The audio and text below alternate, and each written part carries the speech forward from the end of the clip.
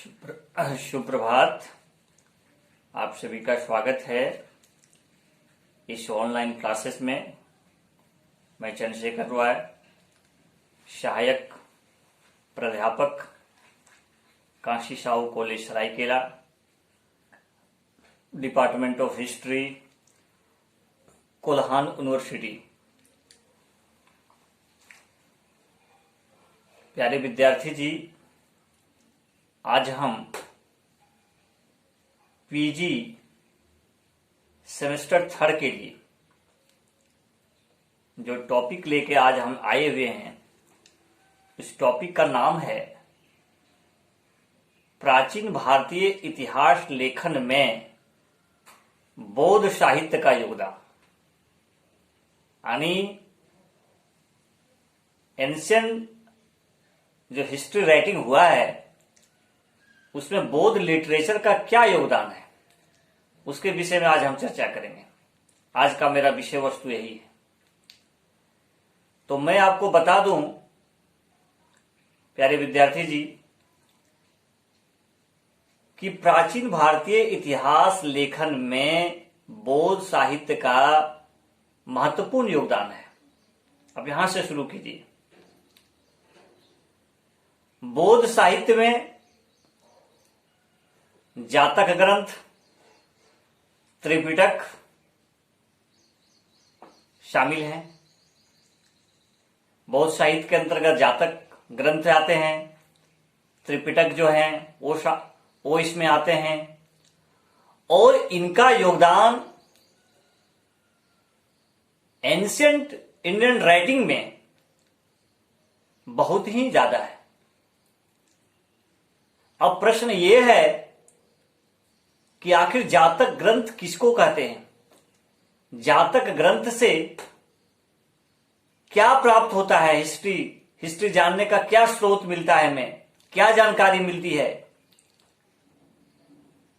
तो जातक ग्रंथ में बुद्ध के पूर्व जन्मों की कथा का वर्णन है। बुद्ध के पूर्व जन्मों के बारे में उसमें वर्णन है, इसलिए वहां से भी बहुत सारे तथ्य हिस्ट्री को जानने के लिए एक नई दिशा देने का काम करता है। यदि हम बात करते हैं कि त्रिपिटक क्या है, तो त्रिपिटक जो है 3 है। सुत्त पिटक, विनय पिटक, अधिधम्म पिटक। प्यारे विद्यार्थी जी, ये तीनों पिटक बहुत ही महत्वपूर्ण है। These 3 Pitaka are very very important for your examination like as UGC NET and UPSC and also JPSC and Civil Service Competitive Examination। इससे प्रश्न बहुत बार पूछे गए हैं कि सुत्त पिटक में क्या वर्णन है, विनय पिटक में क्या वर्णन है, और अधिधम्म पिटक में क्या वर्णन है। मैं आपको बता दूं, यूजीसी नेट में बहुत बार पूछा गया है। 6th जेपीएससी का जो प्री हुआ था उसमें अधिधम्म पिटक के बारे में पूछा गया था। तो ये काफी महत्वपूर्ण है। तो आज हम आपको इस क्लास को लेने वक्त मैं आपको पूरी तरह से समझा देना चाहता हूं कि सुत्त पिटक में महात्मा बुद्ध की शिक्षाओं, प्रवचनों का वर्णन है। शिक्षा के बारे में वर्णन दिया गया है कि बुद्ध क्या कहना चाहते थे, उनकी क्या शिक्षाएं थी। और सुत्त पिटक का जो संकलन किया गया, this is very very important. किसके नेतृत्व में किया गया, किनके द्वारा किया गया? तो बौद्ध महात्मा बुद्ध के शिष्य थे आनंद के द्वारा जो है सुत्त पिटक का संकलन किया गया। ये भी आपके लिए बहुत महत्वपूर्ण है एग्जामिनेशन पॉइंट व्यू से। यदि हम बात करते हैं विनय पिटक में क्या वर्णन है, तो विनय पिटक में जो बौद्ध संघ थे उसके जो नियम, कायदे, कानून, आचार विचार थे इसका क्या प्रावधान है, क्या नियम है, कौन इसमें शामिल हो सकता है, कौन शामिल नहीं हो सकता है, सारी चीजों के बारे में जो विधान है, नियम है, संघ के लिए क्या नियम होना चाहिए, ये सारा वर्णन विनय पिटक में है। और विनय पिटक का जो संकलन है वो महात्मा बुद्ध के जो शिष्य थे उपाली, उसके द्वारा किया गया था। यदि हम बात करते हैं कि अधिधम पिटक में क्या है, तो अधिधम पिटक में बौद्ध धर्म के जो दर्शन है, फिलॉसफी है, उसके बारे में वर्णन है।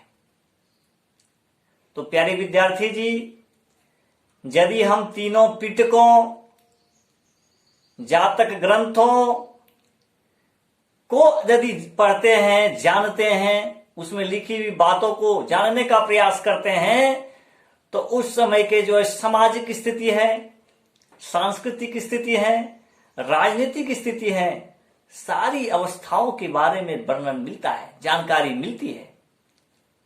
इसीलिए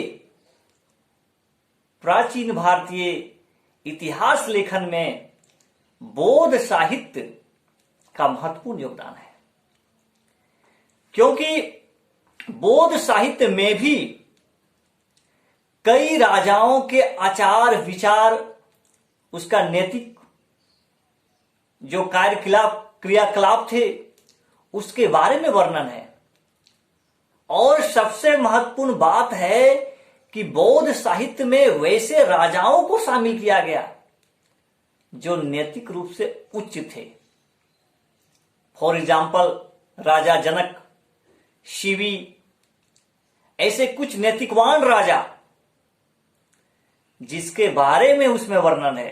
अन्यथा बहुत सारे राजा हुए, सबके बारे में वर्णन उसमें नहीं है। यानी इसमें नैतिकता पर जोर देने का काम किया गया है। साथ ही साथ द्वितीय बौद्ध संगति के बाद जब बौद्ध धर्म बट गया, संप्रदाय में बट गए, अस्थिवर हो गए, महासंधिकी हो गए, तो अस्थिवर जो संप्रदाय के थे उन्होंने जो है जो बौद्ध इतिहास जो लेखन है उसको जारी रखा। दीपवंश, महावंश, इनके बारे में आप परिचित हैं, जिससे श्रीलंका के इतिहास के बारे में भी जानकारी मिलती है, सिंघल द्वीप के बारे में जानकारी मिलती है, और कई महत्वपूर्ण ग्रंथ तिब्बत वाला जो क्षेत्र है वहां पर भी मिली है, जिसको तिब्बत से भारत के पटना संग्रहालय में उस सोर्सों को लाया गया। वो जो एविडेंस थे, वो जो स्रोत थे, उसको वहां से ला करके पटना का जो संग्रहालय है वहां पर रखा गया, ताकि हमारा जो इतिहास लेखन होगा, प्राचीन भारतीय इतिहास लेखन होगा, तो उसमें उन स्रोतों को हम शामिल कर सके।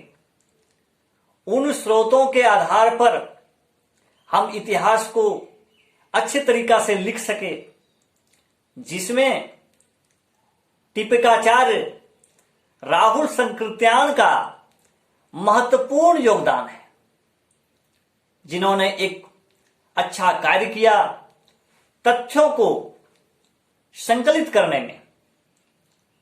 तो प्यारे विद्यार्थी जी, बहुत संक्षिप्त ढंग से आज मैं आपको ये बताने का प्रयास किया कि प्राचीन भारतीय इतिहास लेखन में बौद्ध साहित्य का कितना महत्वपूर्ण योगदान है और इससे क्या जानकारी मिलती है, भारतीय इतिहास को समझने में इससे क्या जानकारी मिलती है, इसके बारे में आज मैं बताने का प्रयास किया।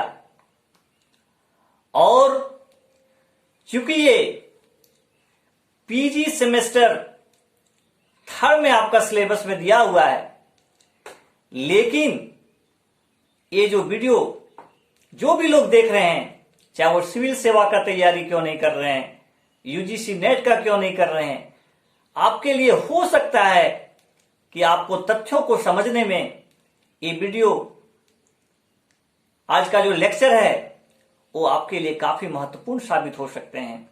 इसीलिए इसको ध्यानपूर्वक आप सुनिएगा, तथ्यों को लिखने का प्रयास कीजिएगा, और जो भी कुछ डाउट हो उसको आप कमेंट के माध्यम से पूछने का प्रयास कीजिएगा, ताकि हम आपके लिए और अच्छे ढंग से टॉपिक को आपके सामने रखने का प्रयास कर सकें। ऐसी मेरी आशा आप सभी से है। आज के लिए बस इतना। आप सभी को बहुत बहुत धन्यवाद।